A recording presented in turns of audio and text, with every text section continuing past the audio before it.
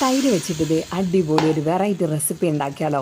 ഈ ഒരൊറ്റ ഐറ്റം മാത്രം മതി കേട്ടോ ഒരു പാത്രം ചോറ് കഴിക്കാനായിട്ട്. എന്തായാലും നമുക്ക് റെസിപ്പിയിലേക്ക് പോകാം കേട്ടോ. അതിനായിട്ട് കട്ട തൈര് ഞാൻ എടുത്തിട്ടുണ്ട്.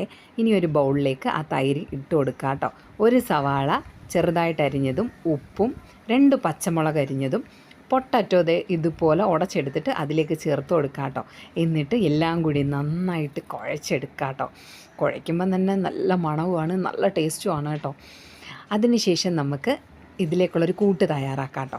ഒരു ചീനച്ചട്ടിയിൽ ഇച്ചിരി തോനെ വെളിച്ചെണ്ണ ഒഴിക്കണേ. കുറച്ച് കടുകിടണം. അത് പൊട്ടുമ്പോൾ ഉണക്കമുളകും കറിവേപ്പില ഇടണം. മുളക് പൊടിയും മഞ്ഞൾപ്പൊടിയും കൂടി ഇടണം കേട്ടോ. എന്നിട്ടൊന്ന് ഇളക്കിയതിന് ശേഷം അതിലേക്ക് അങ്ങ് ഒഴിച്ചു കൊടുക്കാം കേട്ടോ.